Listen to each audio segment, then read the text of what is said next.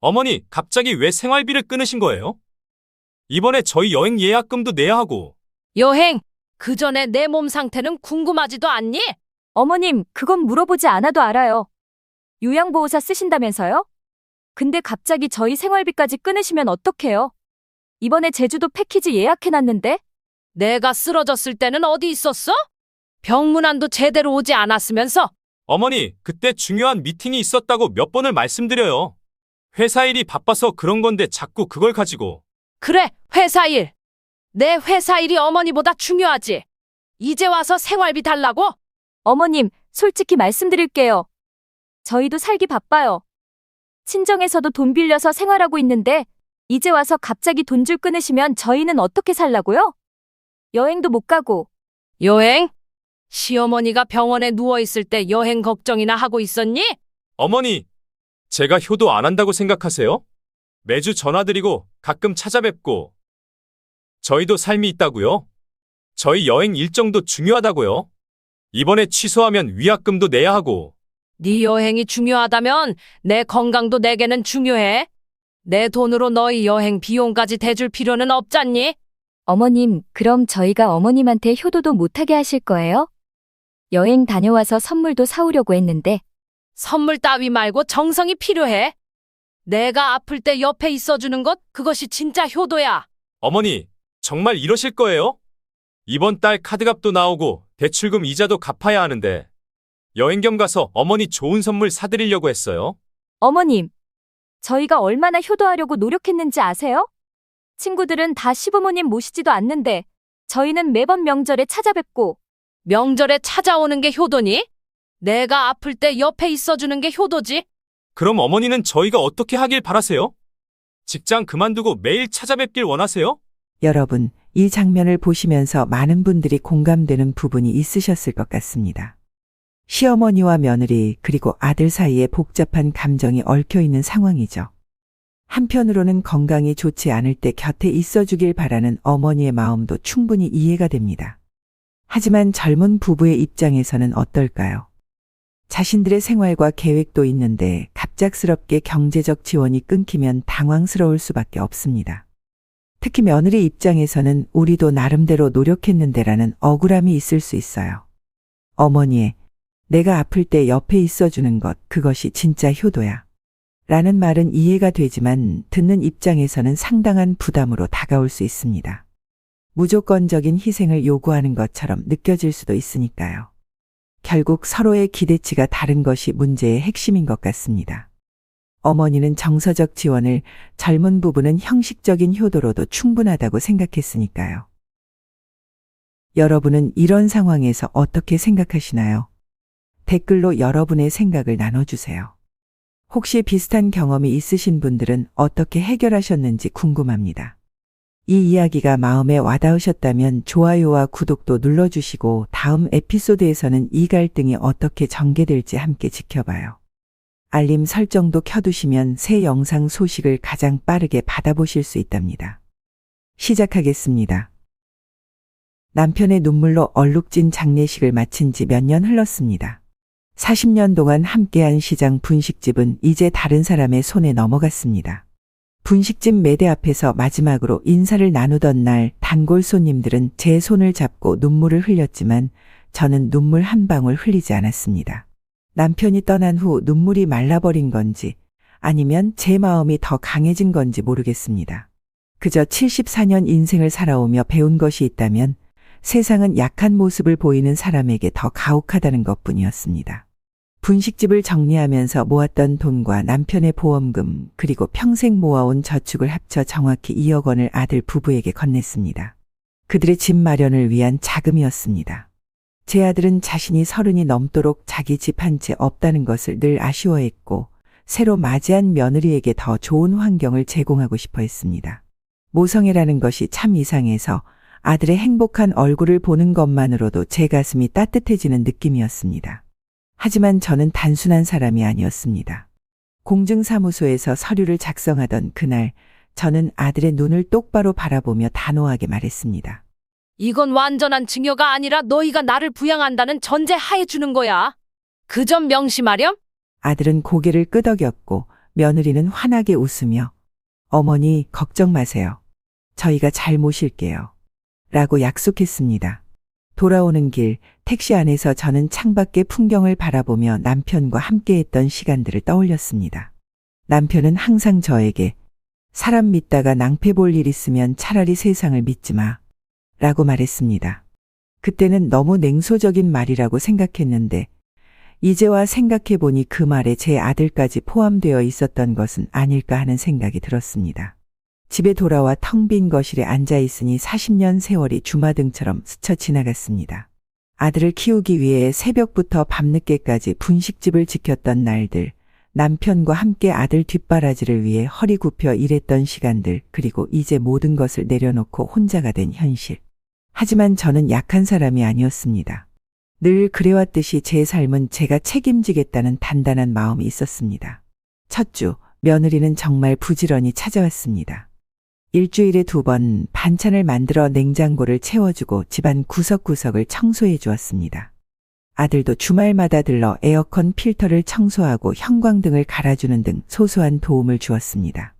저는 그런 그들을 보며 남편 걱정 마세요. 우리 아들 잘 크고 있어요라고 마음속으로 중얼거렸습니다. 하지만 세상 일이 항상 바람과 같이 흘러가진 않습니다. 한 달, 2달이 지나자 며느리의 방문은 점점 뜸해졌고 반찬통은 점점 작아졌습니다. 전화로 안부를 물을 때면 일이 바빠요. 라는 말이 늘어갔습니다. 저는 그것이 단순한 변명이 아님을 알았습니다. 사람의 행동이 변할 때는 항상 이유가 있는 법이니까요. 석 달이 지난 어느 날 저는 며느리에게 직접 물었습니다. 약속이 그렇게 쉽게 깨지니? 며느리는 어색한 웃음을 지으며 앞으로 더 자주 올게요. 라고 말했지만 그 눈빛에서 진심을 찾을 수 없었습니다. 저는 그날 밤 처음으로 제가 내린 결정이 옳았는지 의심하기 시작했습니다. 며느리의 어색한 웃음이 내 머릿속에서 사라지지 않던 그날 이후로 일주일이 흘렀습니다. 창문 밖으로 보이는 하늘은 유난히 맑았지만 내 마음속은 회색빛 구름이 가득했습니다. 아직도 40년간 운영했던 분식집의 냄새가 내 손끝에 남아있는 것 같았습니다. 냉장고 문을 열 때마다 며느리가 채워놓았던 반찬통들이 점점 비어가는 모습이 눈에 들어왔습니다. 처음 약속했던 일주일에 2번 방문은 이제 한 달에 1번 정도로 줄어들었습니다. 남편이 살아있을 때는 이런 일이 없었을 텐데 라는 생각이 머리를 스쳐 지나갔지만 곧바로 떨쳐냈습니다. 의존적인 생각은 늘 제 인생의 걸림돌이었으니까요. 아들 부부에게 준 2억 원이 때때로 아쉽게 느껴졌지만 후회는 하지 않았습니다. 제 선택이었으니까요. 그저 약속이 지켜지지 않는 현실이 씁쓸할 뿐이었습니다. 그날 아침 평소와 다름없이 일어나 창문을 열고 커튼을 걷었습니다. 햇살이 거실을 가득 채웠고 저는 차 한 잔을 손에 들고 베란다에 서서 아파트 단지를 내려다보았습니다. 어느 날부터인가 새벽에 일어나는 습관이 생겼습니다. 40년간 분식집을 운영하며 새벽 4시에 일어나던 습관이 몸에 밴 것인지 아니면 나이가 들수록 수면 시간이 줄어드는 것인지 모르겠습니다. 그렇게 조용한 아침을 맞이하던 중 갑자기 가슴 한쪽이 답답해지기 시작했습니다. 처음에는 그저 소화가 안 된 것이라 생각했습니다. 어제 저녁 이웃에게 받은 김치찌개가 조금 짰으니까요. 하지만 통증은 점점 심해졌고 왼쪽 팔로 퍼져나갔습니다. 숨이 가빠지고 식은땀이 이마에 맺히기 시작했습니다. 그제야 이것이 단순한 소화불량이 아니라는 것을 깨달았습니다. 침착하게 휴대폰을 찾아 아들에게 전화를 걸었습니다. 3번의 신호음 끝에 아들이 전화를 받았습니다. 어머니, 지금 중요한 미팅 중이에요.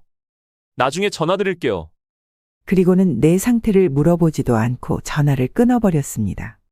그 순간 가슴의 통증보다 더 큰 아픔이 내 마음을 관통했습니다. 미팅이 어머니보다 중요하다는 아들의 행동에 순간 분노가 치밀어 올랐지만 나는 오랫동안 감정을 억누르는 법을 배워왔습니다. 휴대폰을 다시 들고 이번에는 옆집에 사는 박 여사에게 전화를 걸었습니다. 다행히 그녀는 집에 있었습니다. 박 여사, 미안한데 좀 도와줄 수 있을까? 가슴이 아파서. 김 여사, 당장 갈게요. 움직이지 말고 기다려요. 박 여사는 즉시 달려와 나를 부축해 택시를 잡아 병원으로 향했습니다. 택시 안에서 나는 분노를 참지 못하고 말했습니다. 내 아들은 나보다 회사가 더 중요한가 봐. 40년을 키웠는데 정작 내가 아플 때는 미팅이 더 중요하다니. 박 여사는 내 손을 꼭 잡아주며 아무 말도 하지 않았습니다. 그녀의 침묵이 오히려 더 큰 위로가 되었습니다. 병원에 도착해 응급실에서 여러 검사를 받았습니다. 의사는 심전도와 피검사 결과를 보더니 심각한 표정을 지었습니다. 심근경색 초기 증상입니다. 다행히 빨리 오셔서 큰 문제는 없을 것 같지만 며칠간 입원하셔서 관찰이 필요합니다. 심근경색이라는 말에 순간 남편이 떠올랐습니다. 남편은 췌장암으로 세상을 떠났지만 그전에도 심장 문제가 있었습니다. 혹시나도 남편처럼 갑자기 세상을 떠나게 되는 것은 아닐까 하는 생각이 스쳐 지나갔습니다. 하지만 그런 생각은 곧 밀어냈습니다. 나는 아직 할 일이 많았고 이렇게 쉽게 무너질 수 없었습니다. 이번 수속을 밟는 동안 박 여사가 나를 대신해 아들에게 전화를 걸었습니다. 전화를 끊고 돌아온 그녀의 표정이 좋지 않았습니다. 미팅이 끝나고 연락하겠대요. 내 입에서 냉소적인 웃음이 흘러나왔습니다. 어쩌면 이것이 내가 아들에게 기대했던 것들이 헛된 것이었음을 확인하는 순간이었을지도 모릅니다. 병실에 누워 창밖을 바라보며 지난 몇 개월을 돌아보았습니다. 남편의 장례식, 분식집의 정리, 아들 부부에게 건넨 2억 원, 그리고 서서히 깨져가는 약속들. 모든 것이 마치 영화의 한 장면처럼 내 눈앞을 스쳐 지나갔습니다. 간호사가 링거를 꽂고 약을 투여하는 동안 나는 앞으로의 삶에 대해 생각했습니다. 더 이상 아들과 며느리에게 의지하지 않겠다는 결심이 서서히 굳어졌습니다. 저녁이 되어서야 아들로부터 전화가 왔습니다. 그는 내일 아침에 병문안을 오겠다고 했습니다. 나는 단지 알았다 라는 짧은 대답만 남기고 전화를 끊었습니다. 병실의 어둠 속에서 나는 혼자 웃음을 지었습니다. 이제 마음이 평온해졌습니다. 내가 원했던 것은 아들과 며느리의 진심 어린 보살핌이었지만 그것이 불가능하다면 스스로 내 삶을 꾸려가는 법을 다시 배우면 되는 일이었습니다. 밤새 병실의 침대에 누워 생각했습니다. 아들에게 준 2억 원, 그리고 그와 함께했던 약속들. 이제 그것들을 되찾아야 할 때가 온 것인지도 모른다는 생각이 들었습니다. 다음 날 아침 아들이 병문안을 왔습니다. 그는 바쁜 일정 중에 잠시 시간을 내서 온 것처럼 서두르는 모습이었습니다. 며느리는 함께 오지 않았습니다. 아들은 어색한 미소를 지으며 과일 바구니를 내려놓았습니다. 어머니, 많이 아프세요? 어제는 정말 중요한 미팅이라. 나는 그의 말을 끊고 조용히 물었습니다. 네가 중요한 미팅 때문에 바쁘다면 네 처는 왜 병문안도 오지 않았지? 아들은 당황한 표정으로 변명을 늘어놓기 시작했지만 나는 더 이상 듣고 싶지 않았습니다. 지난 3달간 쌓인 감정이 한꺼번에 터져나왔습니다. 내가 무슨 짐이라도 되니? 2억을 줄 때는 그렇게 좋아하더니 이제 와서는 시간도 없고 관심도 없어? 내 아버지가 살아계셨다면 이런 취급을 받았을 것 같으냐? 아들은 고개를 숙인 채 침묵했습니다. 그의 침묵이 모든 것을 말해주고 있었습니다. 병원에서 사흘을 지내는 동안 아들은 그날 이후로 한 번도 오지 않았고 며느리는 아예 얼굴을 보이지 않았습니다. 퇴원하는 날 나는 돌아갈 집이 있다는 것만으로도 감사함을 느꼈습니다. 병원에서 퇴원한 후 집으로 돌아온 첫날은 모든 것이 낯설게 느껴졌습니다. 심근경색 초기 증상이라는 진단은 제게 일종의 경고였습니다. 의사는 무리하지 말고 충분한 휴식을 취하라고 당부했지만 혼자 사는 집에서 그것은 사치에 가까웠습니다. 처음 며칠은 그저 누워있기만 했습니다. 식욕이 없어 간신히 미역국 한 그릇을 데워 먹는 것이 하루의 전부였습니다. 냉장고에는 퇴원하기 전 이웃이 채워놓은 반찬들이 있었지만 혼자 먹기 위해 식탁에 앉는 일조차 힘겨웠습니다. 병원에서 처방받은 약을 먹어야 한다는 생각만이 저를 겨우 부엌으로 이끌었습니다. 창밖은 봄이 무르익어가고 있었지만 제 마음은 겨울처럼 차갑고 외로웠습니다. 한 주가 지나고 나서야 겨우 집안을 정리하기 시작했습니다. 간단한 빨래를 하려다가도 현기증이 밀려와 소파에 주저앉기 일쑤였습니다. 빈혈 증상이 점점 심해져 집안을 걷는 것조차 벽을 짚으며 조심스럽게 움직여야 했습니다. 아침마다 거울을 보면 얼굴은 점점 창백해지고 눈 밑에 다크서클은 깊어졌습니다.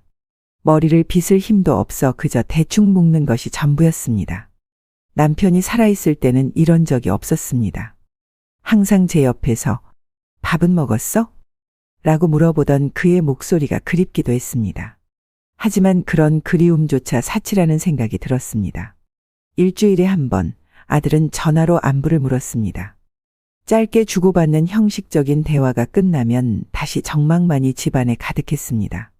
어머니, 건강은 좀 어떠세요? 괜찮아. 걱정하지 마. 늘 그렇게 대답했습니다. 약하게 보이고 싶지 않았습니다. 하지만 실상은 달랐습니다. 식사를 제대로 하지 못해 체중이 급격히 줄었고 계단 몇 개를 오르는 것도 숨이 차서 힘들었습니다. 어느 날은 쓰러질 뻔했다가 겨우 소파에 몸을 기댔던 적도 있었습니다. 그때마다 휴대폰을 손에 쥐고 아들에게 전화할까 망설였지만 결국 누르지 못했습니다.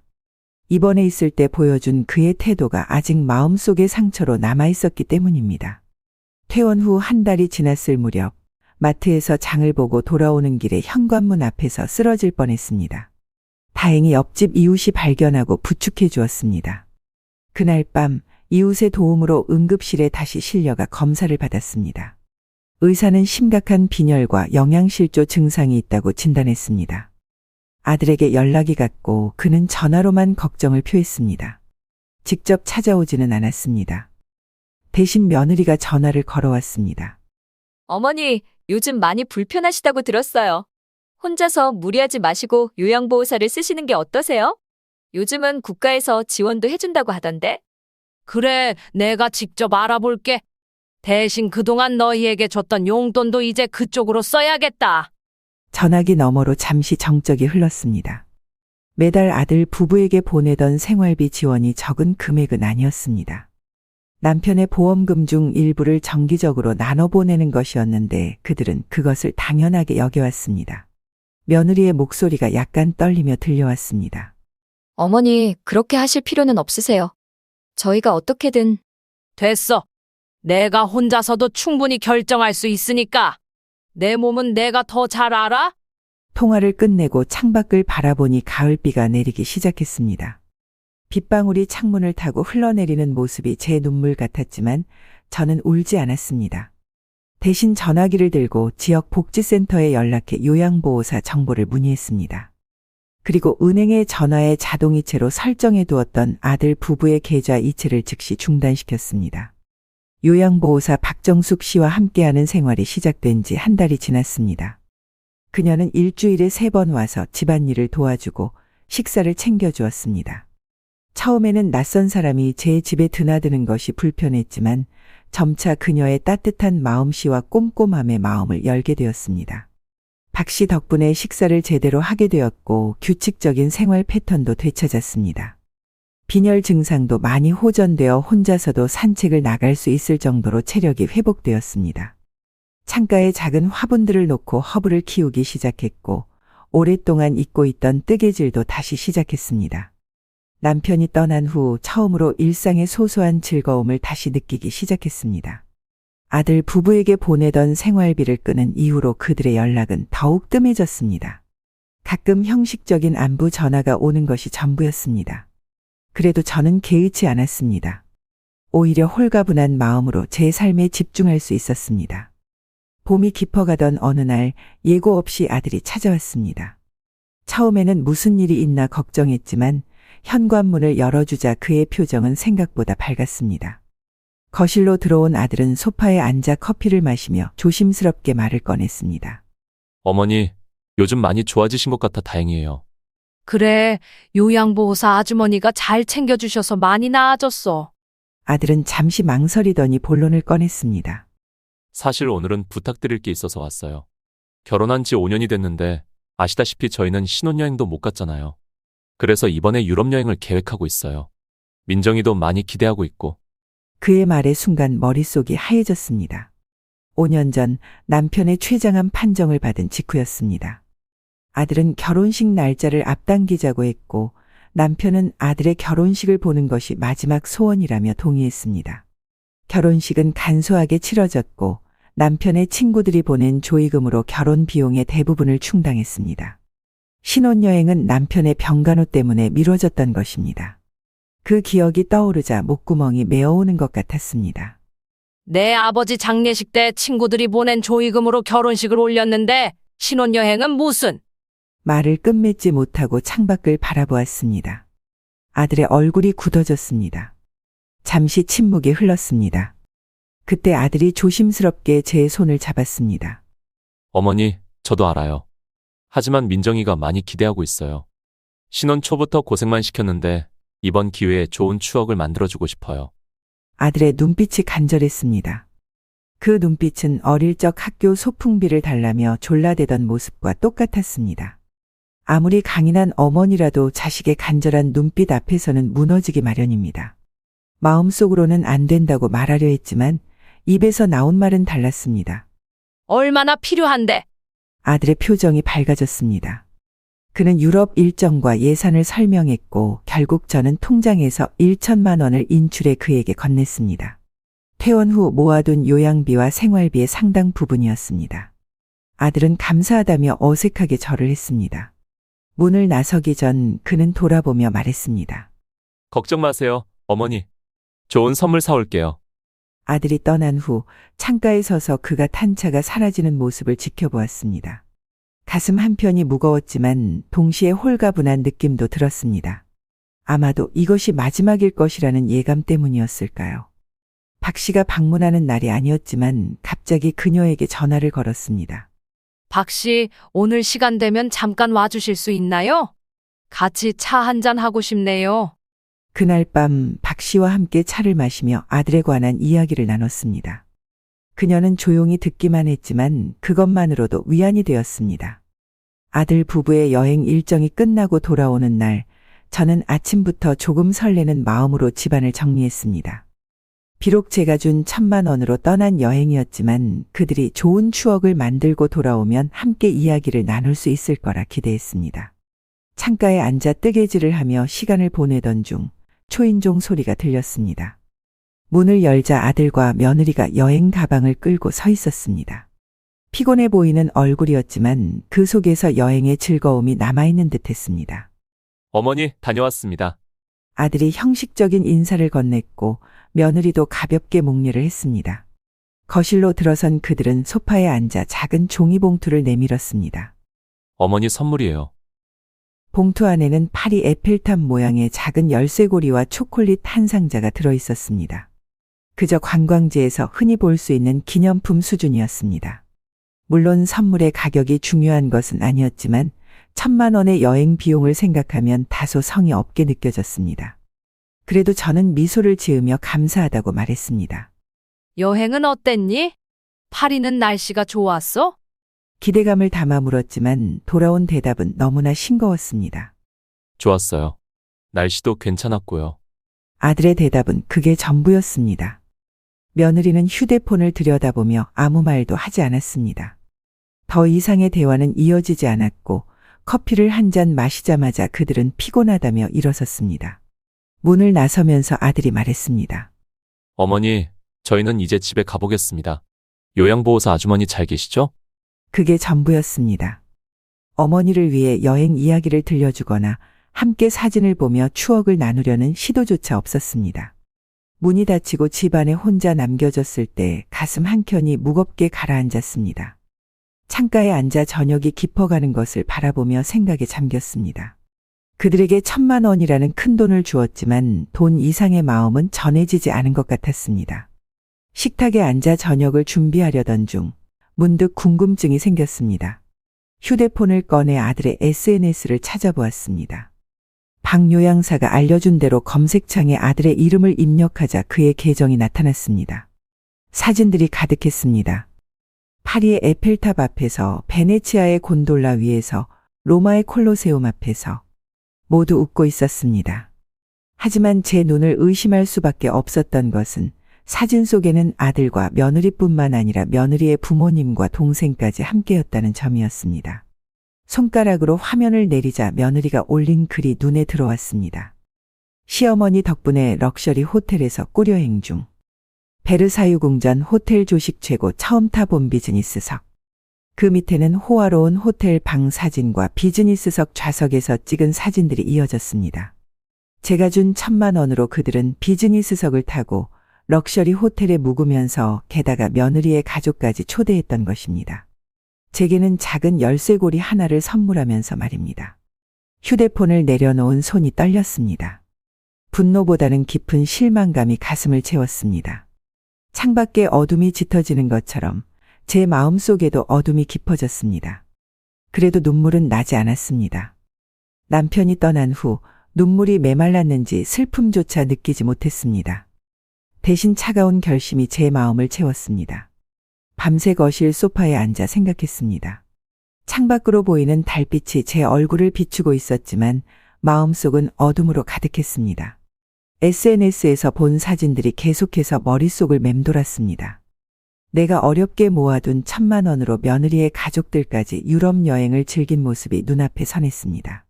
그들의 웃음 뒤에 숨겨진 계산이 보이는 듯했습니다. 작은 열쇠고리를 건네며 말없이 돌아갔던 아들의 모습, 휴대폰만 들여다보던 며느리의 모습이 떠올랐습니다. 더 이상 참을 수 없다는 생각이 들었습니다. 아침이 밝자마자 떨리는 손으로 휴대폰을 들고 아들의 번호를 눌렀습니다. 3번의 벨소리 끝에 아들이 전화를 받았습니다. 상대적으로 이른 시간이라 그런지 목소리에 잠기운이 묻어 있었습니다. 어머니, 무슨 일이세요? 이른 아침부터. 제 목소리는 놀라울 정도로 차분했습니다. 평생 시장에서 분식집을 운영하며 단련된 강인함이 그대로 묻어났습니다. SNS 봤다. 내가 준 돈으로 처가 식구들까지 데려간 거니? 전화기 너머로 잠시 침묵이 흘렀습니다. 아들이 당황한 기색이 역력했습니다. 아, 그게, 어머니, 사실은 장인어른 생신이라 같이 가게 됐어요. 갑작스럽게 결정된 일이라. 말을 더듬는 아들의 목소리에서 거짓말하는 사람 특유의 떨림이 느껴졌습니다. 저는 깊게 한숨을 내쉬었습니다. 평생 사람을 상대해온 저에게 그런 변명은 너무나 뻔해 보였습니다. 그래, 장인어른 생신이면 축하해드려야지. 하지만 그 축하를 왜 내 돈으로 해야 하지? 내 처가 식구들 여행 경비까지 내가 대줘야 하는 이유가 있니?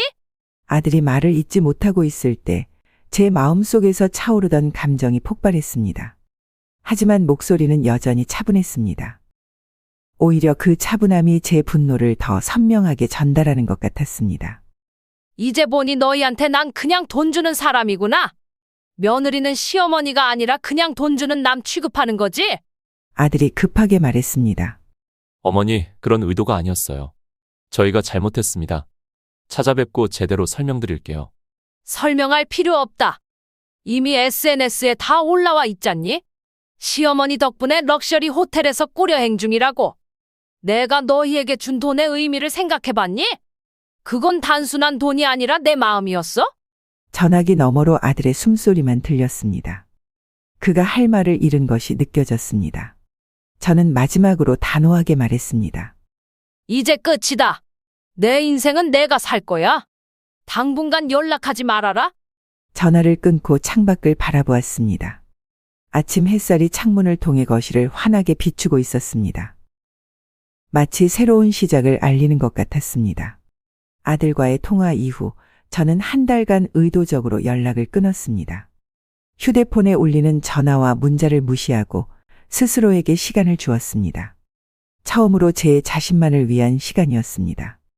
남편이 떠나고 분식집을 정리하고 아들에게 돈을 건넨 이후 계속 뭔가에 쫓기듯 살아온 제 인생을 되돌아볼 수 있는 소중한 시간이었습니다. 매일 아침 일찍 일어나 근처 공원을 산책했습니다. 새들의 지저귐과 바람소리가 제 마음을 치유해 주었습니다. 요양보호사 박 씨는 여전히 일주일에 3번 방문했지만 이제는 단순한 돌봄을 넘어 친구가 되어 있었습니다. 함께 요리를 하고 드라마를 보고 때론 인생 이야기를 나누기도 했습니다. 그러던 어느 날 아침에 일어나려다 갑자기 심한 어지럼증과 함께 다리에 전기가 통하는 듯한 통증이 느껴졌습니다. 처음에는 단순한 노화 증상이라 생각했지만 통증이 점점 심해졌습니다. 박 씨의 권유로 종합병원에서 정밀검사를 받았습니다. 김 여사님, 요추 디스크 협착증이 꽤 심하시네요. 이 상태로는 수술이 필요합니다. 담당 의사의 진단은 단호했습니다. CT 스캔 결과를 보여주며 의사가 설명했습니다. 수술 자체는 어렵지 않지만 문제는 수술 후 회복 과정입니다. 최소 3주간은 누군가의 도움이 반드시 필요해요. 혼자서는 일상생활이 거의 불가능합니다. 집으로 돌아오는 택시 안에서 깊은 생각에 잠겼습니다. 수술은 두렵지 않았습니다. 제 인생에 크고 작은 수술은 여러 번 있었으니까요. 문제는 회복 기간이었습니다. 요양원에 갈 수도 있었지만 내심 아들의 도움을 받았습니다. 이게 우리 사이를 회복할 마지막 기회가 될지도 모른다는 생각이 들었습니다. 한 달 만에 처음으로 아들에게 전화를 걸었습니다. 놀랍게도 첫 벨소리에 전화를 받았습니다. 어머니, 드디어 연락 주셨네요. 걱정 많이 했어요. 그의 목소리에는 진심이 묻어 있는 것 같았습니다. 저는 상황을 설명했습니다. 디스크 수술을 받아야 한대. 다음 주 금요일에 입원해서 월요일에 수술 받기로 했어. 많이 심각한가요? 괜찮으세요? 괜찮아. 그런데 잠시 망설이다 용기를 내어 말했습니다. 이번에는 내가 내 곁에 있어줬으면 한다. 수술 후에 혼자서는 힘들대. 전화기 너머로 아들의 숨소리가 들렸습니다. 이상하게 길게 느껴지는 침묵. 그리고 마침내 그가 입을 열었습니다. 어머니, 정말 죄송한데 그 시기에 예약된 해외여행이 있어서 제가 휴가를 쓰기로 했거든요. 제 심장이 한번 크게 뛰었습니다. 정말 이럴 수가 있나 싶었습니다. 그의 말이 계속 이어졌습니다. 죄송해요, 정말로. 하지만 이미 모든 예약이 완료됐고 취소하면 위약금도 크고. 저는 더 이상 듣고 싶지 않았습니다. 그 순간 문득 박 씨가 들려준 옛 속담이 생각났습니다. 호랑이는 죽어서 가죽을 남기고 사람은 죽어서 이름을 남긴다. 제가 죽은 후 아들에게 남길 것은 무엇일까요? 그저 재산뿐일까요? 그렇구나. 알았어. 차분하게 대답한 후 전화는 끊지 않았습니다. 몇 분 후 다시 전화기 너머로 며느리의 목소리가 들렸습니다. 어머님, 저희가 정말 죄송해요. 이건 친정 부모님과 오래전부터 계획한 여행이라 취소가 불가능해요. 그리고 부모님께서도 너무 기대하고 계셔서. 순간 웃음이 나왔습니다. 정말 뻔뻔하다는 생각이 들었습니다. 앞서 제 돈으로 유럽 여행을 다녀온 지 얼마나 됐다고 또 다시 여행을 간다는 것이었습니다. 그것도 제가 수술을 앞두고 있는 상황에서 말입니다. 그럼 나도 어쩔 수 없네. 너희를 위해 준비해둔 것들도 계획을 바꿔야겠다. 제 목소리는 이상할 정도로 명랑했습니다. 마치 무거운 짐을 내려놓은 것처럼 홀가분한 기분이었으니까요. 아들이 당황한 목소리로 물었습니다. 어머니, 그게 무슨 뜻이에요? 나중에 알게 될 거야. 여행 잘 다녀와. 전화를 끊고 창밖을 바라봤습니다. 빌딩 사이로 보이는 하늘이 유난히 파랗게 느껴졌습니다. 서랍을 열어 오래도록 보관해 두었던 노란 서류 봉투를 꺼냈습니다. 그 안에는 20년 전 남편과 함께 작성해둔 유언장과 재산 목록이 있었습니다. 책상에 앉아 펜을 들고 유언장의 내용을 하나하나 수정하기 시작했습니다. 이제야 진정한 자유를 느끼는 것 같았습니다. 냉장고에서 오래된 김치 한 조각을 꺼내 입에 넣으며 중얼거렸습니다. 좋은 김치는 시간이 지날수록 더 깊은 맛이 나는 법이지. 내 복수도 그럴 거야. 기다릴수록 더 달콤해질 테니. 수술 전날 저는 병실 침대에 홀로 누워 있었습니다. 창밖으로는 노을이 지고 있었고 병원 복도에서는 간호사들의 부산한 발소리가 들려왔습니다. 내일이면 디스크 수술을 받는다는 생각에 긴장되었지만 한편으로는 이상하게 평온한 마음이 들었습니다. 마치 오랜 시간 미뤄둔 결정을 드디어 내리게 된 것 같은 그런 평온함이었습니다. 휴대폰에서 짧은 알림음이 울렸습니다. 요양보호사 박 씨가 보낸 문자련이 생각하며 무심코 화면을 열었는데 SNS 알림이었습니다. 아들의 계정에 새 게시물이 올라왔다는 알림이었습니다. 호기심에 클릭했습니다. 화면에 나타난 사진은 인천공항의 출국장이었습니다. 아들과 며느리 그리고 놀랍게도 며느리의 부모님과 동생들까지 모두 함께였습니다. 대가족 여행이었던 것입니다. 사진 속 그들은 모두 환하게 웃고 있었고 특히 며느리는 커다란 선글라스를 쓰고 V 포즈를 취하고 있었습니다. 게시글에는 드디어 출발. 가족 모두와 함께하는 특별한 여행, 가족여행, 부모님 선물 5년차 부부. 라는 문구가 적혀 있었습니다. 그들의 표정에서는 미안함이나 죄책감의 그림자도 찾아볼 수 없었습니다. 휴대폰을 내려놓으며 깊은 한숨이 나왔습니다. 아들이 했던 말이 떠올랐습니다. 취소하면 위약금도 크고. 그것이 거짓말이었음을 이제 확실히 알게 되었습니다. 이건 급하게 결정된 여행이 아니라 오래전부터 계획된 대가족 여행이었던 것입니다. 더구나 부모님 선물이라는 해시태그를 보니 며느리의 부모님을 위한 여행인 것 같았습니다. 어쩌면 또 제 돈으로 준비한 것인지도 모를 일이었습니다. 창가에 서서 병원 정원을 내려다보며 마음을 가라앉혔습니다. 병원 벤치에 앉아있는 노부부의 모습이 눈에 들어왔습니다. 남편이 할머니의 어깨를 감싸고 있었고 그들은 무언가 이야기를 나누며 웃고 있었습니다. 문득 남편이 살아있었다면 어땠을까 하는 생각이 들었습니다. 하지만 곧 그런 생각을 떨쳐냈습니다. 제가 할 일은 과거를 그리워하는 것이 아니라 남은 인생을 어떻게 살아갈지 결정하는 것이었습니다. 침대로 돌아와 휴대폰을 들고 박 씨에게 문자를 보냈습니다. 박 씨, 혹시 정 판사님 연락처 있나요? 급한 일이 있어서요. 정 판사는 제가 요양병원에 있을 때 알게 된 분으로 은퇴한 판사였습니다. 그는 종종 병원에 자원봉사를 왔고 몇 번 이야기를 나눈 적이 있었습니다. 그때 그가 법률 상담을 무료로 해준다는 이야기를 들었던 것이 기억났습니다. 박 씨는 즉시 연락처를 보내왔고 저는 바로 전화를 걸었습니다. 다행히 정 판사는 전화를 받았고 제 상황을 간략히 설명하자 이해해 주셨습니다. 김 여사님, 내일 수술이시라면 시간이 촉박하군요. 제가 지금 바로 병원으로 가겠습니다. 공증인도 함께 데려갈 테니 걱정 마세요. 1시간 후 정 판사는 약속대로 공증인을 동반해 병실을 찾아왔습니다. 그는 조용히 제 이야기를 듣고 메모를 하며 법적 조언을 해주었습니다. 아들 부부에게 징여한 2억 원은 부양 조건부 징여였다고 하셨죠? 공증 서류가 있으시다면 법적으로 효력이 있습니다. 돌려받으실 수 있을 겁니다. 유언장 작성이 시작되었습니다. 저는 또렷한 정신으로 제 마지막 뜻을 전했습니다. 2억 원의 반환 청구, 남은 재산의 처분 방법, 그리고 제가 만약 수술에서 깨어나지 못할 경우에 대한 준비까지 모든 것을 꼼꼼히 기록했습니다. 글을 다 작성하고 서명하는 순간 이상하게도 마음이 가벼워졌습니다. 마치 오랫동안 짊어지고 있던 무거운 짐을 내려놓은 것 같았습니다. 정 판사와 공증인이 작별 인사를 하고 나간 후 저는 창밖의 밤하늘을 바라보았습니다. 별이 유난히 밝게 빛나고 있었습니다. 이제는 끝이다. 내 인생을 되찾을 시간이다. 조용히 중얼거리며 내일의 수술을 위해 눈을 감았습니다. 두렵다기보다는 새로운 시작에 대한 기대감이 더 컸습니다. 이제 더 이상 누구의 어머니도 누구의 아내도 아닌 오직 김학주라는 한 사람으로서의 인생이 시작될 것이기 때문입니다. 마취에서 깨어났을 때 제 몸은 마치 납덩이처럼 무거웠습니다. 눈을 떴지만 머릿속은 여전히 흐릿했고 허리에서부터 다리까지 묵직한 통증이 밀려왔습니다. 의사가 제 앞에 서서 미소를 지었습니다.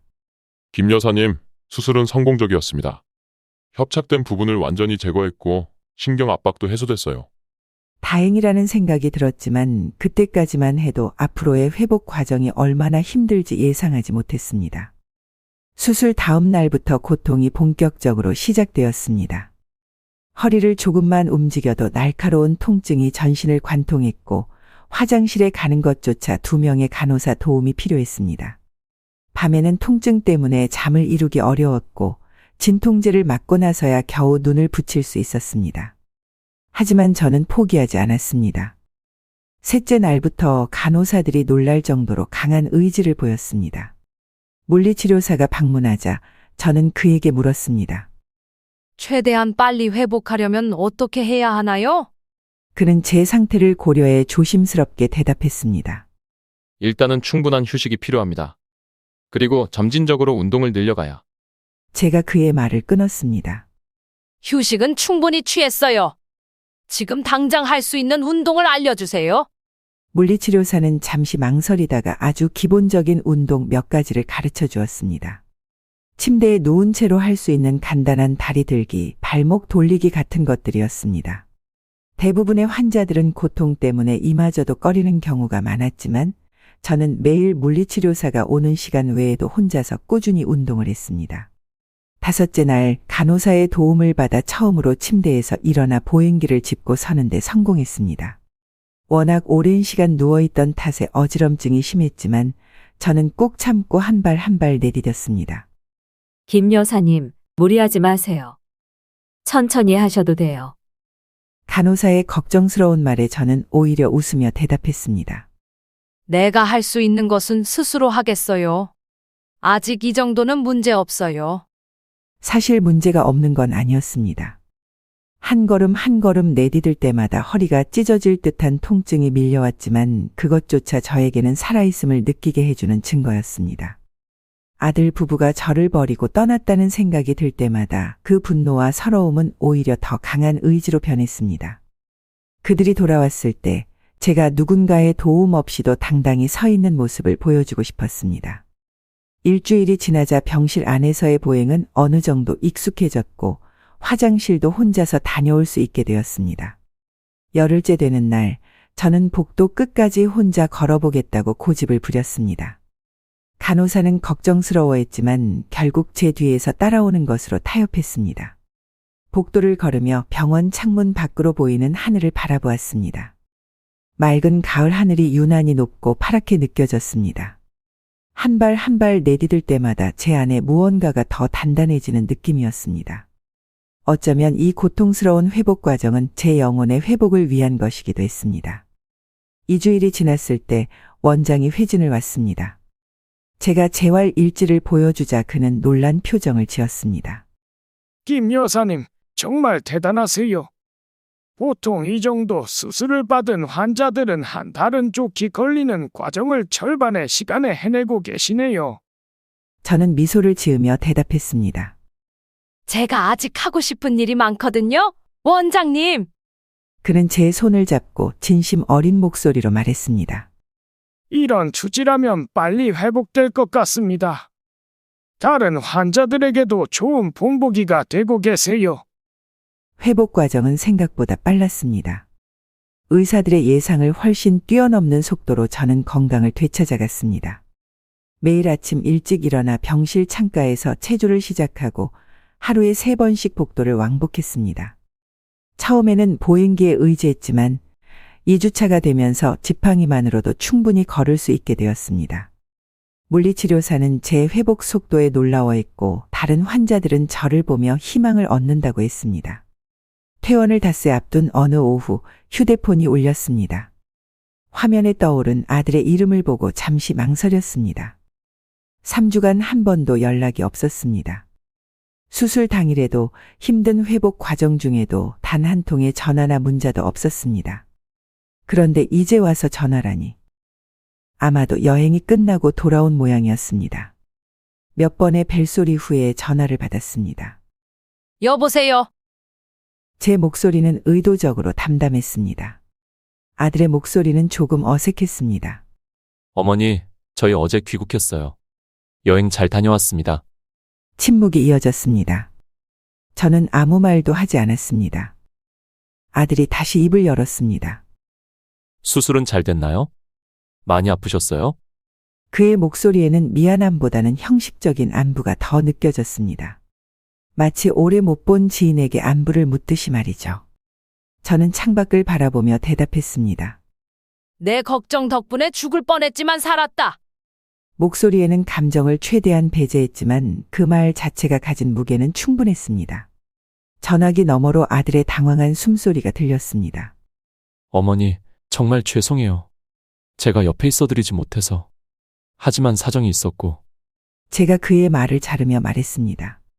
사정? 그래, 내 처가 식구들과의 여행이 중요한 사정이었지. SNS에 올린 사진들 잘 봤다. 아들이 말을 더듬었습니다. 그게 저희가 찾아뵐게요. 지금 병원이 어디세요? 이제 와서 뭐 하러? 너희 편한 대로 해. 난 이미 퇴원 준비 중이야. 퇴원이요? 벌써요?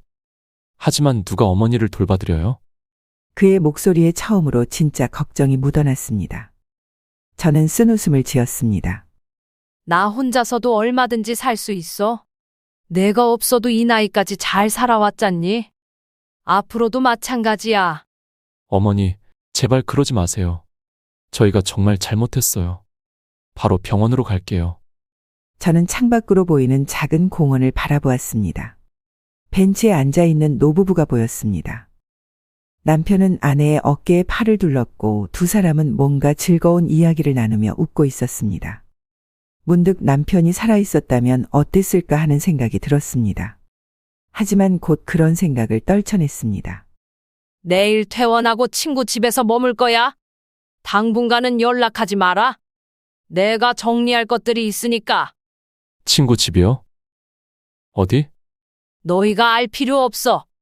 내 삶은 내가 알아서 살게. 너희도 그렇게 하고. 전화를 끊기 전 아들이 급하게 말했습니다. 어머니, 제발요. 저희가 정말 잘못했어요. 만나서 얘기라도. 얘기할 것 없다. 이제 우리는 서로에게 남이야. 내가 여행 떠날 때 이미 그렇게 결정했어. 전화를 끊고 깊은 숨을 내쉬었습니다. 몸은 약해졌을지 몰라도 마음은 그 어느 때보다 단단해졌습니다. 침대 옆 테이블 위에는 이미 짐을 꾸려놓은 작은 가방이 있었고 벽에 걸린 달력에는 내일 날짜의 빨간 동그라미가 쳐져 있었습니다. 퇴원하는 날이자 제 새로운 인생이 시작되는 날이었습니다. 병실 창가에 서서 석양을 바라보며 생각했습니다. 이제 모든 것이 준비되었습니다. 아들이 돌아왔을 때 제가 이미 자립해 있는 모습은 그에게 어떤 충격을 줄까요? 하지만 이건 단순한 복수가 아니었습니다. 제 인생을 되찾는 과정이었습니다. 이제 시작이야. 중얼거리며 내일의 퇴원을 준비했습니다. 아들에게 마지막 교훈을 가르쳐 줄 시간이 다가오고 있었습니다. 퇴원한 날, 저는 병원 현관에서 택시를 탔습니다. 운전기사가 물었습니다. 어디로 모실까요? 양평으로 가주세요. 집으로 돌아가지 않기로 한 결정은 이미 오래전에 내려놓은 것이었습니다. 아들 부부가 제 집을 찾아올 것이 분명했고 저는 그들과 마주치고 싶지 않았습니다. 대신 40년 지기인 장미숙 친구의 별장으로 향했습니다. 미숙은 미국에 살고 있어 1년에 한 번 정도만 한국에 오기 때문에 별장은 대부분 비어 있었습니다. 그녀는 제가 전화로 상황을 설명하자마자 흔쾌히 별장을 사용하라고 했습니다. 학주야, 얼마든지 사용해. 열쇠는 관리인에게 맡겨놨으니 그냥 가서 편하게 지내. 양평의 한적한 별장에 도착했을 때 가을 햇살이 따스하게 정원을 비추고 있었습니다. 나무 데크 위에 놓인 그네에 앉아 잠시 주변 풍경을 감상했습니다. 강이 내려다 보이는 위치에 자리한 이 별장은 마치 세상과 격리된 것처럼 고요했습니다. 새들의 지저귐과 바람 소리만이 들렸습니다. 그곳에서 저는 체계적으로 계획을 세우기 시작했습니다. 제일 먼저 해야 할 일은 법적 조치였습니다. 정 판사님의 소개로 만난 김 변호사는 은퇴한 판사 출신으로 가족법 전문가였습니다. 그를 처음 만났을 때 저는 모든 상황을 솔직하게 털어놓았습니다. 변호사님, 저는 아들 부부에게 속았습니다. 남편이 죽고 난 후 외로움에 약해져서 2억 원을 증여했지만 그것은 부양을 전제로 한 것이었어요. 공증 서류도 있습니다. 그는 노트에 꼼꼼하게 메모를 해가며 제 이야기를 경청했습니다. 김 여사님, 증여 취소 소송은 가능해요. 특히 부양 의무 불이행이 명확하다면 승소 가능성이 높아요. 다만 추가적인 증거가 있으면 더 좋을 것 같네요. 저는 가방에서 작은 녹음기를 꺼냈습니다. 남편이 살아있을 때부터 사용하던 오래된 녹음기였습니다. 남편은 중요한 회의가 있을 때마다 이것을 사용했고 저도 그 습관을 이어받았습니다.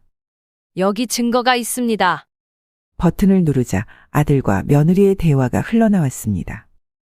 그것은 아들이 1,000만 원을 요구하기 위해 제 집을 방문했던 날 제가 잠시 부엌에 갔을 때 녹음된 것이었습니다.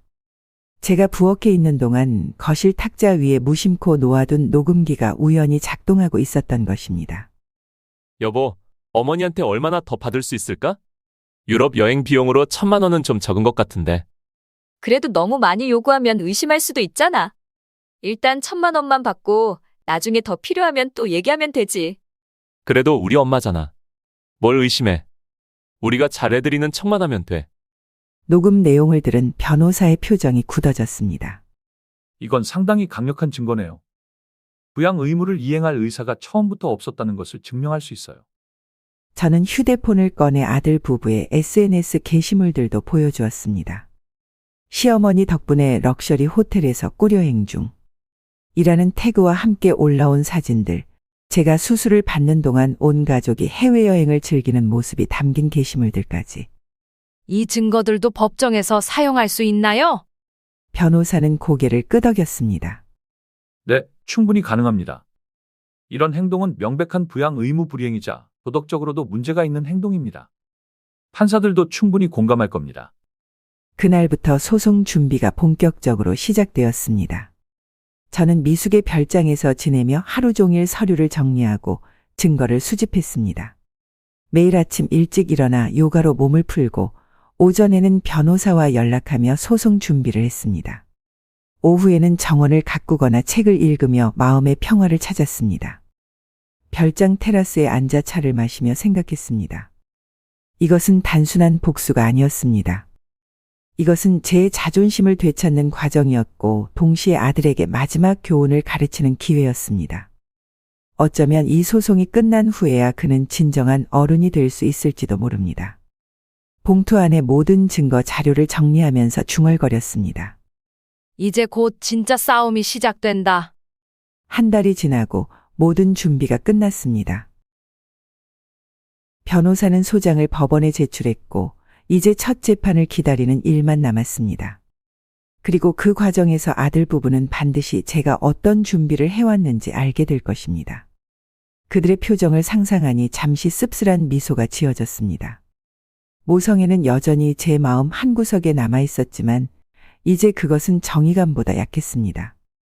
양평의 별장에서의 생활은 의외로 평화로웠습니다. 아침마다 정원을 산책하고 창가에 앉아 책을 읽고 때로는 근처 마을로 나가 시장도 구경했습니다. 허리 수술 후 재활도 꾸준히 이어갔습니다.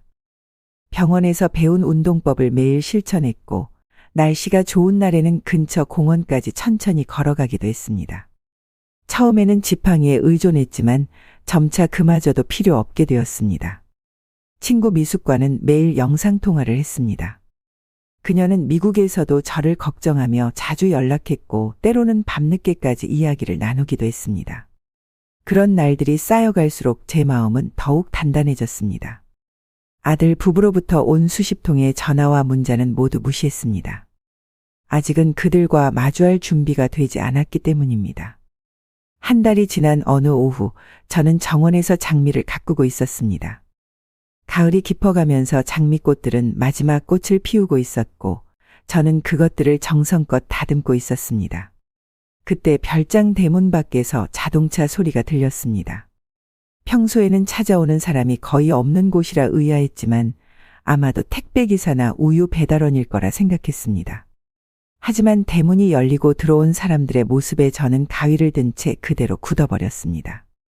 아들과 며느리 그리고 그들 뒤로 경찰 2명이 따라 들어왔습니다.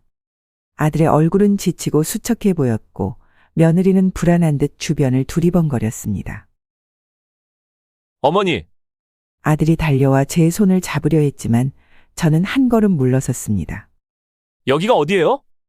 왜 아무 말도 없이 사라지신 거예요? 저희가 얼마나 걱정했는지 아세요? 그의 목소리에는 분노와 안도감이 뒤섞여 있었습니다. 경찰 중 한 명이 앞으로 나왔습니다. 김학주 여사님이 맞으신가요? 아드님께서 실종 신고를 하셔서 찾아왔습니다. 괜찮으신가요? 저는 정원 장갑을 벗으며 차분하게 대답했습니다. 네, 맞습니다. 하지만 실종된 것이 아니라 제가 자발적으로 이곳에 머물고 있습니다. 경찰관이 고개를 끄덕였습니다. 그렇군요. 하지만 가족들이 많이 걱정하셨습니다. 이제 함께 돌아가시는 게 어떨까요? 아들이 급하게 말을 이었습니다. 어머니, 집에 가시죠. 제가 모시고 살게요. 이젠 정말 잘해드릴게요. 그때 며느리도 앞으로 나섰습니다. 어머님, 저희가 정말 잘못했어요. 용서해 주세요. 이제 정말 잘 모실게요. 두 사람의 모습을 보니 문득 웃음이 나왔습니다. 지금까지 제가 얼마나 속아왔는지, 그리고 앞으로도 그들의 말을 믿는다면 계속 속아 살게 될 것이라는 사실이 너무나 명확하게 느껴졌습니다. 저는 경찰관들을 향해 분명한 목소리로 말했습니다. 저는 자의로 이곳에 머물고 있으며 이 사람들과 함께 살고 싶지 않습니다. 경찰관들이 서로 눈빛을 교환했습니다. 그중 나이든 경찰관이 말했습니다. 법적으로 어르신께서 정상적인 판단 능력이 있으시고 자발적으로 머무르신다면 저희가 강제로 모시고 갈 수는 없습니다. 아들의 얼굴이 하얗게 변했습니다. 하지만 경찰관님, 어머니는 최근에 수술을 받으셨고 혼자 계시기에는 위험해요. 저는 아들로서 저는 그의 말을 자르며 냉정하게 말했습니다. 내가 수술 받을 때 넌 어디 있었니? 내 처가 식구들과 유럽 여행 중이었지? SNS에 올린 사진들 잘 봤어? 경찰관들이 놀란 표정으로 아들을 바라보았습니다. 아들은 말문이 막힌 듯 아무 말도 하지 못했습니다. 며느리는 얼굴이 붉어지며 고개를 숙였습니다. 경찰관님, 저는 74세지만 정신은 또렷합니다. 제 판단에 따라 이곳에서 지내기로 했고 당분간은 그럴 계획입니다. 이 사람들과는 함께 살고 싶지 않습니다. 경찰관이 이해한다는 듯 고개를 끄덕였습니다. 알겠습니다, 여사님. 저희는 여사님께서 안전하게 계신다는 것을 확인했으니 이만 돌아가겠습니다. 아들이 다급하게 경찰관의 팔을 잡았습니다. 잠깐만요. 그냥 가시면 안 됩니다. 어머니는 노인이시고. 경찰관은 부드럽지만 단호하게 말했습니다. 죄송합니다만 어머님께서 온전한 정신으로 자신의 의사를 표현하셨습니다. 저희가 더 개입할 사항이 아닙니다. 경찰관들이 물러서자 아들은 망연자실한 표정으로 서 있었습니다. 그의 눈에는 당혹감과 분노, 그리고 어쩌면 조금의 후회도 비치는 것 같았습니다. 그는 마지막으로 저를 바라보며 말했습니다. 어머니, 제발요. 저희가 정말 잘못했어요. 한 번만 더 기회를 주세요. 저는 천천히 고개를 저었습니다. 너희에게 이미 너무 많은 기회를 줬어. 이제는 끝이야. 내 인생은 내가 살 거야.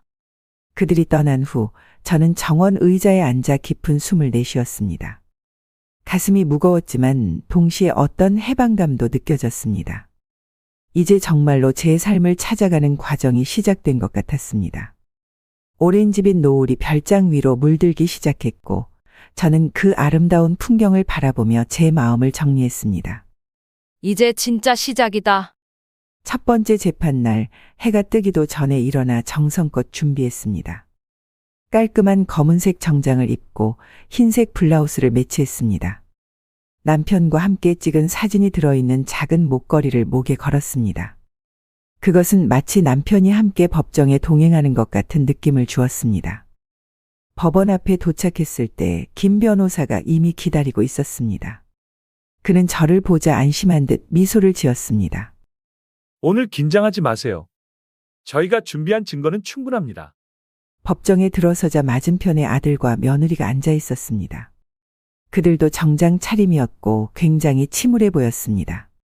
특히 아들의 얼굴은 피곤해 보였고 눈 밑에는 다크서클이 짙게 내려앉아 있었습니다. 저와 눈이 마주치자 그는 잠시 시선을 피했습니다. 재판이 시작되었고 양측 변호사의 모두 진술 후 증거 제시가 시작되었습니다. 제 변호사는 차분하게 공증된 증여 계약서를 제출했습니다. 그 계약서에는 분명히 부양을 전제로 한 증여라는 문구가 명시되어 있었습니다. 이어서 저희 입원 기록, 수술 내역 그리고 그 기간 동안 아들 부부가 해외에 있었다는 출입국 기록까지 제출되었습니다. 결정타는 녹음 파일이었습니다. 법정에 아들과 며느리의 목소리가 울려 퍼졌습니다. 여보, 어머니한테 얼마나 더 받을 수 있을까? 유럽 여행 비용으로 1,000만 원은 좀 적은 것 같은데. 그래도 너무 많이 요구하면 의심할 수도 있잖아. 일단 1,000만 원만 받고 나중에 더 필요하면 또 얘기하면 되지. 그래도 엄마잖아. 뭘 의심해. 우리가 잘해드리는 척만 하면 돼. 녹음이 재생되는 동안 아들의 얼굴이 창백해졌고 며느리는 손으로 얼굴을 가렸습니다. 법정에는 무거운 침묵이 흘렀습니다. 판사는 서류를 검토하며 깊은 생각에 잠긴 표정이었습니다. 이어서 아들 부부의 변호사가 자리에서 일어났습니다. 그는 이것이 단순한 가족 간의 오해라고 주장했고 아들 부부가 나름대로 효도하려 했다는 변명을 늘어놓았습니다. 그리고 마지막으로 며느리를 증인석에 불렀습니다. 며느리는 눈가에 눈물을 머금은 채 떨리는 목소리로 말했습니다. 저희도 효도하려 했는데 오해가 있었습니다. 시어머님을 정말 모시고 싶었지만 직장일이 바빠서. 그리고 여행은 오래전부터 계획한 것이라 취소할 수 없었어요. 그녀의 말이 이어지는 동안 판사는 태블릿 PC를 들여다보고 있었습니다. 그것은 아들 부부의 SNS 게시물을 캡처한 자료였습니다. 시어머니 덕분에 럭셔리 호텔에서 꾸려행 중. 이라는 글귀와 함께 찍은 호화로운 사진들, 제가 수술을 받는 날 공항에서 찍은 사진, 그리고 여행 일정이 훨씬 전부터 계획되었음을 보여주는 예약 내역까지. 판사는 고개를 절레절레 흔들며 며느리를 바라보았습니다. 증인의 증언과 이 증거 자료가 일치하지 않네요. 이 게시물은 어떻게 설명하시겠습니까? 며느리는 말문이 막힌 듯 아무 말도 하지 못했습니다. 그녀의 눈에서 진짜 눈물이 흘러내렸고 법정은 다시 침묵에 잠겼습니다. 첫 재판이 끝난 후 김 변호사는 만족스러운 표정으로 말했습니다. 오늘 재판은 아주 잘 진행되었습니다. 판사님께서 증거를 명확히 보셨어요. 승소 가능성이 높습니다. 재판이 계속되는 동안 저는 제 삶의 새로운 의미를 찾기 위해 노력했습니다. 오랫동안 시장에서 분식집을 운영하며 미뤄두었던 꿈이 있었습니다. 바로 글을 쓰는 것이었습니다. 어릴 적부터 일기를 쓰는 것을 좋아했고 때로는 짧은 시나 수필을 써보기도 했지만 생계를 위해 그 꿈을 접어두었던 것입니다. 양평 근처에 있는 노인대학에 문예창작반이 있다는 것을 알게 되었고 망설임 없이 등록했습니다. 일주일에 2번 나이 든 학생들과 함께 앉아 글쓰기를 배우는 시간은 특별했습니다. 처음에는 서툴렀지만 강사님의 지도에 따라 점차 글쓰기 실력이 향상되었습니다. 수업 과제로 자전적 수필을 쓰라는 주문을 받았을 때 저는 망설임 없이 제 경험을 글로 풀어내기 시작했습니다. 남편의 죽음부터 아들 부부와의 갈등, 그리고 법정 싸움에 이르기까지 모든 과정을 솔직하게 담았습니다. 글을 쓰는 동안 때로는 눈물이 앞을 가리기도 했지만 동시에 마음이 정화되는 느낌도 들었습니다. 버림받은 부모들의 서글픈 자화상. 이라는 제목의 수필이 완성되었을 때 강사님은 깊은 감동을 받았다며 지역 신문에 투고해보라고 권유했습니다. 반신반의하며 투고했는데 놀랍게도 바로 게재가 결정되었습니다. 신문에 실린 다음 날 제 휴대폰은 쉴 새 없이 울렸습니다. 친구들의 축하 전화도 있었지만 대부분은 비슷한 경험을 가진 노인들이었습니다. 그들은 제 글을 읽고 위로를 받았다며 만나서 이야기를 나누고 싶다고 했습니다. 한 할머니는 전화로 이렇게 말했습니다. 글을 읽으면서 계속 울었어요. 내 이야기 같아서. 나도 딸에게 집을 줬는데 이제는 명절에도 찾아오지 않아요. 그렇게 비슷한 경험을 가진 노인들과의 만남이 시작되었습니다. 처음에는 카페에서 서너 명이 모여 이야기를 나누는 것으로 시작했지만 점차 그 모임이 커져갔습니다. 우리는 서로의 아픔을 나누고 위로하고 때로는 함께 웃으며 새로운 인연을 맺어갔습니다. 법정 싸움은 여전히 진행 중이었지만 저는 더 이상 그것에 모든 에너지를 쏟지 않았습니다. 새로운 친구들과의 만남, 글쓰기, 그리고 자연 속에서의 평화로운 시간이 제게 더 큰 의미를 주었습니다. 아들과의 관계가 끝났다고 해서 제 인생이 끝난 것은 아니었습니다. 오히려 진정한 제 자신을 찾아가는 여정이 시작된 것이었습니다. 어느 날 노인대학의 강사님이 제게 말했습니다. 김 여사님, 계속해서 글을 쓰는 건 어떠세요? 여사님 글이 많은 사람들한테 힘이 될 것 같아요. 그 말을 들으며 생각했습니다. 아픔이 때로는 새로운 시작이 될 수 있다는 것을, 그리고 인생은 언제라도 다시 꽃을 피울 수 있다는 것을 말입니다. 재판이 시작된 지 5달, 최종 판결을 하루 앞둔 늦은 오후였습니다. 저는 양평 별장의 테라스에서 차를 마시며 내일의 결과에 대해 생각하고 있었습니다. 김 변호사에 따르면 승소 가능성이 매우 높았고 이제 모든 과정이 거의 끝나가는 시점이었습니다. 가을에서 겨울로 넘어가는 시기, 정원의 나무들은 이미 잎을 모두 떨궈내고 앙상한 가지만 남아 있었습니다. 그 모습이 마치 제 지난 삶처럼 느껴졌습니다. 하지만 봄이 오면 새 잎이 돋아나듯 제 인생도 새롭게 시작될 것이라 믿었습니다. 차를 마시던 중 대문 밖에서 자동차 소리가 들렸습니다. 손님이 올 예정은 없었기에 의아했지만 아마도 택배기사일 것이라 생각했습니다. 관리인이 출장 중이라 제가 직접 나가 문을 열었습니다. 문을 열자마자 저는 그 자리에 얼어붙었습니다. 아들과 며느리가 서 있었습니다. 둘 다 평소보다 훨씬 초췌해 보였고 특히 아들은 수염이 덥수룩하게 자라 있었습니다. 며느리는 화장기 없는 얼굴로 불안한 표정을 짓고 있었습니다. 어머니, 아들이 떨리는 목소리로 말했습니다. 저는 한숨을 내쉬며 물었습니다. 무슨 일이니? 법원에서 만나기로 했잖아. 어머니, 잠시 이야기 좀 나눌 수 있을까요? 망설이다가 결국 그들을 안으로 들였습니다. 거실 소파에 앉았지만 아무도 먼저 말을 꺼내지 않았습니다. 무거운 침묵이 흐르다가 갑자기 아들이 소파에서 일어나 제 앞에 무릎을 꿇었습니다. 며느리도 그를 따라 무릎을 꿇었습니다. 어머니, 정말 잘못했습니다. 용서해 주세요. 아들의 눈에는 눈물이 고여 있었습니다. 그것이 진심인지 아니면 내일의 판결을 앞두고 마지막 수단으로 선택한 연기인지 구분하기 어려웠습니다.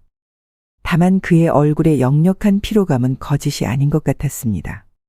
며느리가 덧붙였습니다. 어머님, 저 정말 죄송합니다. 어머님의 재산만 바라봤던 제 욕심을 용서해 주세요. 그녀의 얼굴에서 눈물이 흘러내렸습니다. 그 모습을 보니 문득 제 가슴이 조금 아파왔습니다. 한때는 딸처럼 아꼈던 며느리였으니까요. 하지만 동시에 지난 몇 개월간의 경험이 떠올랐습니다. 심근경색으로 쓰러졌을 때, 디스크 수술을 받을 때 그 어느 때도 그들은 제 곁에 없었습니다. 아들이 간절한 목소리로 말을 이었습니다. 어머니, 모든 것을 다시 시작하고 싶어요. 저희가 잘못했습니다. 이제 진심으로 어머니를 모시겠습니다. 제발 내일 소송을 취하해 주세요. 며느리도 울먹이며 말했습니다. 어머님, 저희 집으로 돌아오세요. 제가 정말 잘 모실게요. 이제는 진심이에요. 그들의 간절한 목소리와 눈물에 잠시 마음이 흔들렸습니다. 문득 우리가 함께 보냈던 행복했던 시간들이 떠올랐습니다. 아들이 취직했을 때의 기쁨, 며느리를 처음 만났을 때의 설렘, 그리고 가족으로 함께 지냈던 평화로운 날들. 하지만 곧 제 마음은 다시 단단해졌습니다. 지난 몇 개월간 제가 배운 가장 큰 교훈은 더 이상 다른 사람의 눈물에 제 인생을 맡기지 않는 것이었습니다. 사람은 위기에 처했을 때 변할 수 있지만 그 변화가 얼마나 지속될지는 아무도 모르는 일입니다. 천천히 일어나 창가로 걸어갔습니다. 밖으로 보이는 강물이 조용히 흐르고 있었습니다. 깊은 숨을 들이마신 후 그들을 향해 돌아섰습니다. 이미 너무 늦었어? 제 목소리는 예상보다 더 단단했습니다. 너희가 진심으로 반성할 시간을 주기 위해 내린 결정이니 받아들이는 것이 좋겠다. 아들의 얼굴이 굳어졌습니다. 어머니, 제발요. 저희가 정말 변했어요. 너희가 변한 건 내일 판결이 나기 때문이야. 지금 와서 무릎 꿇고 용서를 빌지만 그게 진심인지 아니면 재산을 지키기 위한 연기인지 누가 알겠니? 며느리가 흐느끼며 말했습니다. 어머님, 정말 죄송해요. 다시는 이런 일 없을 거예요. 제가 고개를 저었습니다. 지금 와서 하는 약속에 어떤 의미가 있겠니? 내가 아플 때, 수술 받을 때 너희는 어디 있었어? 내가 정말 필요로 할 때 너희는 언제나 없었어? 잠시 침묵이 흘렀습니다. 아들이 마지막으로 시도했습니다. 어머니, 제발 한 번만 더 기회를 주세요. 저희가 평생 갚아나갈게요. 그의 눈에는 진심이 담겨 있는 것 같았지만 저는 이미 결심을 굳혔습니다. 너희에게 줄 기회는 이미 다 주었어. 이제는 너희 스스로 인생을 살아갈 시간이야. 나도 내 인생을 살아갈 거고. 그들을 문 밖으로 안내하면서 마지막으로 말했습니다. 내일 법원에서 보자. 판결 결과가 어떻게 나오든 그것이 너희에게 진정한 교훈이 되길 바란다. 문이 닫히고 혼자 남겨진 거실에서 저는 이상하게도 평온함을 느꼈습니다. 예전 같았으면 그들의 눈물에 마음이 흔들렸을 텐데 이제는 달랐습니다. 제가 진정으로 강해진 것인지 아니면 그저 냉정해진 것인지 구분하기 어려웠지만 한 가지 확실한 것은 더 이상 누군가의 기대에 맞춰 살지 않겠다는 결심이었습니다. 창밖으로 해가 지고 있었습니다. 저는 창가에 서서 노을이 지는 모습을 바라보며 생각했습니다. 내일은 새로운 날이 될 것입니다. 법원의 판결이 어떻게 나오든 그것은 단순한 소송의 끝이 아니라 제 새로운 인생의 시작이 될 것입니다. 법원 판결 당일 저는 평소보다 일찍 일어나 차분하게 준비했습니다. 남편과 함께 찍은 사진이 들어있는 작은 목걸이를 목에 걸고 깔끔한 정장을 입었습니다. 거울 앞에 서서 제 모습을 바라보니 몇 개월 전과는 다른 사람처럼 느껴졌습니다. 눈빛이 더 단단해졌고 자세도 더 당당해진 것 같았습니다. 법원에 도착하자 김 변호사가 저를 맞이했습니다. 그는 자신감 넘치는 표정으로 미소 지었습니다. 오늘 좋은 결과가 있을 겁니다. 판사님의 태도로 보아 승소 가능성이 매우 높아요. 법정에 들어서자 아들과 며느리가 이미 자리에 앉아 있었습니다. 어제와는 달리 오늘은 두 사람 다 제대로 차려입고 단정한 모습이었습니다. 하지만 그들의 얼굴에는 불안감이 역력했습니다. 아들이 잠시 제 쪽을 바라봤지만 곧 시선을 돌렸습니다. 판사가 입정하고 모두가 자리에서 일어났습니다. 판사는 무거운 표정으로 서류를 정리하더니 곧 판결문을 읽기 시작했습니다. 본 재판부는 원고 김학주와 피고 이민준, 이서연 간의 증여 계약 취소 소송에 대해 다음과 같이 판결한다. 법정은 숨소리조차 들리지 않을 정도로 조용했습니다. 피고 이민준, 이서연은 원고에게 증여받은 금액 2억 원 전액을 반환하라. 또한 원고가 겪은 정신적 고통에 대한 위자료로 5천만 원을 지불하라. 제 귀를 의심했습니다. 위자료까지 인정받을 것이라고는 예상하지 못했기 때문입니다. 아들과 며느리의 얼굴이 창백하게 변했고 그들의 변호사는 놀란 표정으로 판사를 바라보았습니다. 판사는 계속해서 판결 이유를 설명했습니다. 자녀의 부모 부양 의무는 단순한 도덕적 의무가 아닌 법적 의무이다. 특히 본 사건에서 원고와 피고 간의 증여 계약은 명확히 부양을 전제로 한 증여였음이 공증 서류를 통해 입증되었다. 피고들은 이러한 계약 조건을 이행하지 않았을 뿐만 아니라 제출된 증거에 따르면 처음부터 이행할 의사도 없었던 것으로 판단된다. 판사는 잠시 아들 부부를 바라보며 말을 이었습니다. 특히 원고가 수술을 받아야 하는 위급한 상황에서 피고들이 해외여행을 떠난 점, 그리고 원고의 재산을 이용해 자신들의 편의를 도모한 점은 매우 비도덕적인 행위로 판단된다. 이는 단순한 계약 위반을 넘어 인륜적 의무를 저버린 행위이다. 판결이 끝나고 법정을 나서는 순간 저는 홀가분한 느낌과 동시에 묘한 슬픔이 밀려왔습니다. 승리했지만 그것은 가족의 종말을 의미하는 것이기도 했으니까요. 김 변호사가 제 어깨를 가볍게 두드렸습니다. 축하드려요. 정의가 승리한 날입니다. 법원 앞 계단에서 아들과 마주쳤습니다. 그의 눈에는 절망과 분노가 뒤섞여 있었습니다. 어머니, 이게 정말 원하시는 거예요. 저희 집을 팔아야 할지도 몰라요. 어디서 살아야 할지. 저는 그를 똑바로 바라보며 대답했습니다. 내가 나에게 했던 것처럼 이제 너도 스스로 살아가는 법을 배울 차례야. 며느리는 멀찍이 서서 울고 있었습니다. 제 마음 한구석이 흔들렸지만 곧 단단하게 굳혔습니다. 이것은 단순한 복수가 아니라 정의로운 결과였으니까요. 판결 이후에 몇 주는 빠르게 지나갔습니다. 아들 부부는 결국 그들이 살던 아파트를 급매물로 내놓을 수밖에 없었습니다. 2억 원의 반환금과 5천만 원의 위자료를 마련하기 위해서였습니다. 부동산 시장이 침체기였던 탓에 그들은 시세보다 훨씬 낮은 가격에 집을 팔 수밖에 없었고 결국 작은 전세로 이사를 가게 되었습니다. 더 흥미로운 것은 이 소송이 며느리의 가족 관계에까지 영향을 미쳤다는 점이었습니다. 소송 결과가 지역 신문에 보도되면서 며느리의 친정 가족들도 상황을 알게 되었고 특히 그들이 제 돈으로 유럽 여행을 갔다는 사실이 알려지자 친정 부모님, 특히 어머니가 크게 분노했다고 합니다. 어느 날 노인 대학 문예창작반 수업 후 한동창이 저에게 소식을 전해주었습니다.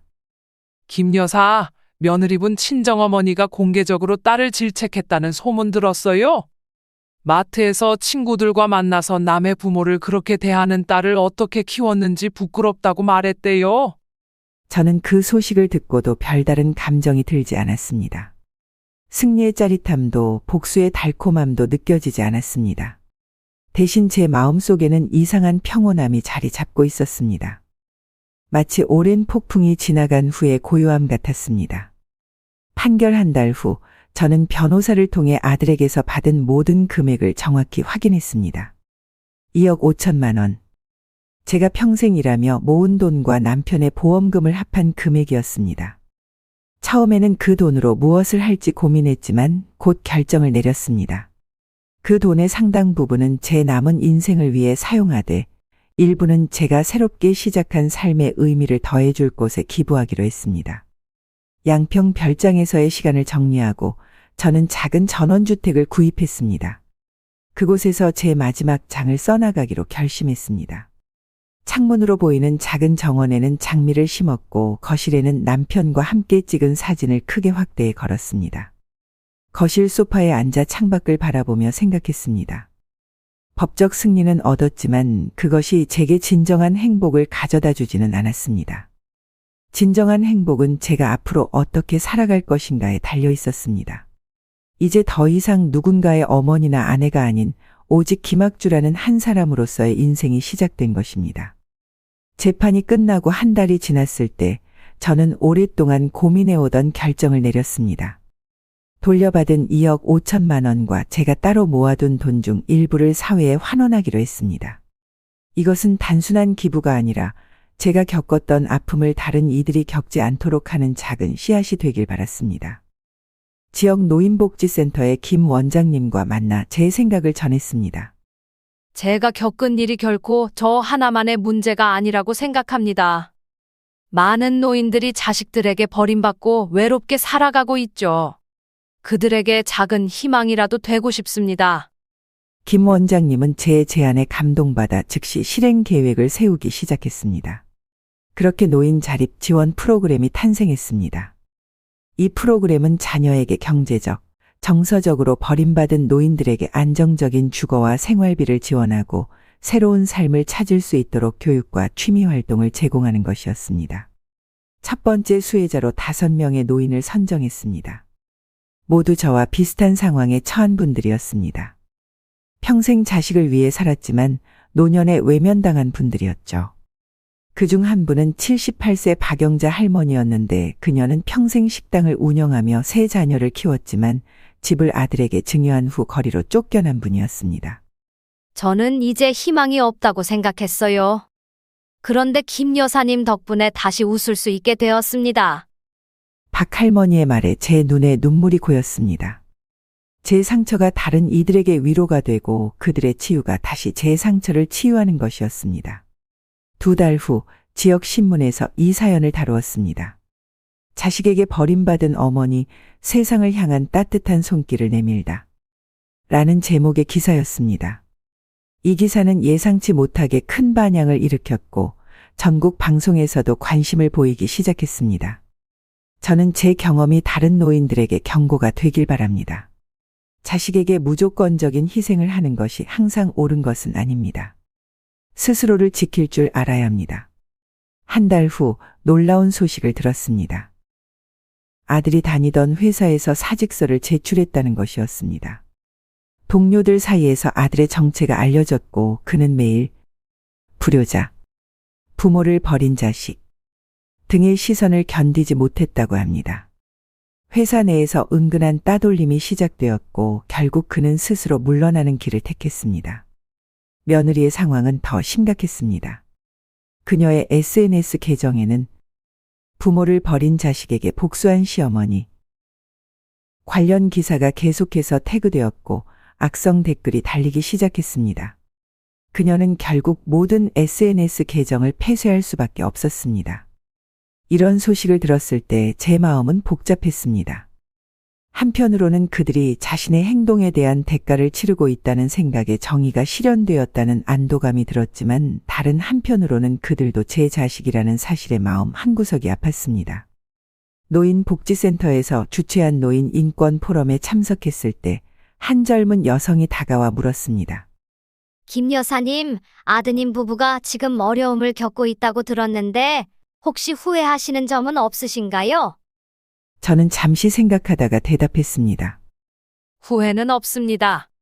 그들은 자신의 선택에 대한 책임을 지는 법을 배우고 있을 뿐이에요. 제가 바라는 것은 그들이 진정으로 반성하고 더 나은 사람이 되는 것입니다. 그것이 제가 할 수 있는 마지막 가르침이라고 생각합니다. 시간이 지날수록 노인 자립 지원 프로그램은 더욱 확대되었습니다. 전국 각지에서 후원금이 모이기 시작했고 프로그램에 참여하는 노인들의 수도 늘어났습니다. 제 상처가 사회를 변화시키는 작은 계기가 된 것입니다. 복지센터 정원에 앉아 따스한 봄 햇살을 받으며 저는 문득 이 모든 일이 제게 어떤 의미인지 생각했습니다. 이것은 단순한 복수가 아니었습니다. 잘못된 것을 바로잡고 그 과정에서 더 많은 사람들에게 도움을 주는 일이었습니다. 저의 아픔이 다른 이들에게 힘이 되고 사회를 조금이라도 더 나은 방향으로 바꾸는 계기가 되었다면 그것만으로도 충분한 의미가 있다고 생각했습니다. 김 여사님, 점심시간이에요. 복지센터 직원의 부름의 생각에서 깨어났습니다. 오늘은 새로운 프로그램 참가자들과의 첫 만남이 있는 날이었습니다. 그들에게 제 경험을 나누고 함께 새로운 시작을 준비하는 날이었습니다. 복지센터로 향하며 생각했습니다. 아마도 이것이 제 인생의 진정한 목적이 아니었을까. 인생의 가을에 맞이한 배신과 상처는 저를 쓰러뜨릴 수도 있었습니다. 하지만 그 아픔이 오히려 새로운 봄을 맞이하는 씨앗이 되었습니다. 남편을 잃고 아들에게 배신당하고 병상에 누워야 했던 그 모든 순간들이 지금의 저를 만들었습니다. 더 강하고 더 지혜롭고 무엇보다 스스로의 가치를 알게 된 저를 말입니다. 이제 저는 돈과 재산을 되찾았을 뿐만 아니라 제 인생의 주도권도 되찾았습니다. 더 이상 누군가의 어머니나 아내로서가 아닌 김학주라는 한 사람으로서 당당히 살아가고 있습니다. 비슷한 상처를 가진 이들에게 힘이 되고 세상의 작은 변화를 일으키는 일은 제게 새로운 기쁨을 가져다 주었습니다. 모든 부모가 자식에게 헌신하지만 그 헌신이 당연시되어서는 안 됩니다. 자식을 위한 희생이 결국 자신을 지우는 일이 되어서도 안 됩니다. 진정한 효도는 형식적인 선물이나 가끔의 방문이 아니라 부모의 마음을 이해하고 존중하는 데서 시작됩니다. 저의 이야기가 누군가에게 위로가 되고 또 다른 누군가에게는 경각심이 되기를 바랍니다. 인생은 언제라도 다시 시작할 수 있습니다.